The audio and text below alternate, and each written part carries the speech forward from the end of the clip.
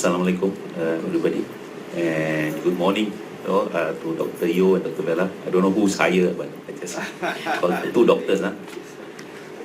Firstly, thank you very much for really the kind invitation to present my work. Okay. So let's look at the first one. Okay. So I declare I have nothing to endorse and so on. If I do have a result, hopefully I'll stop doing so. Okay, Ramadan, I don't want to go into detail. You all know, you all actually do all these things, correct? No? Just to highlight that the sahur meal and the iftar meal, if you are not familiar, these are terminologies that I'm going to use throughout the conversation. Okay, and you're not sure again, stop me. And of course, you know, we can fast as long as 18 hours if you are in Europe. But in Singapore and Malaysia, very short, 13, 14 hours plus or minus half an hour over our career or over until the way we die. And of course, it's wajib, essential. You don't need to discuss. If it's not wajib, then you need to fast and exercise the brain. So what is the view of the Muslim athletes on impact? That's the first thing that the question I asked when I wanted to indulge in this area, which is about 10, 15 years ago.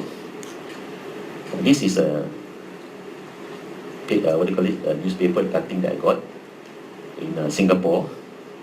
They argue that actually the players admitted that for Ramadan fasting had a negative influence. Yeah, I think we are not surprised. But the funny thing, the matches were played at 10 p.m. Can you imagine?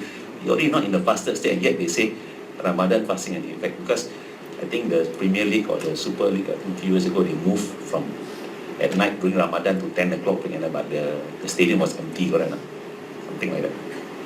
So this the work we did, not I did, the Malaysian did actually. I collaborated with Rabinder, Professor Rabinder, and a couple of the local staff, science scientists here, on just viewing Muslim athletes. So don't be surprised, all these are a lot of Malaysian data, so very relevant, although I'm Singaporean. We look at some of the effect they view, so you can see clearly that the effect of sport performance, yes, no, and not sure.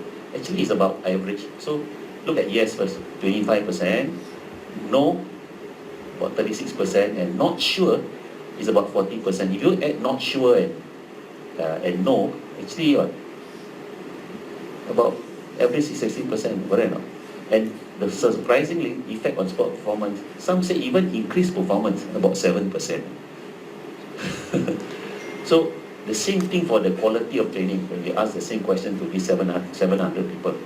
So if you ask me what's the conclusion, so roughly equal number of Malaysian Muslim athletes, based on their own subjective perception, that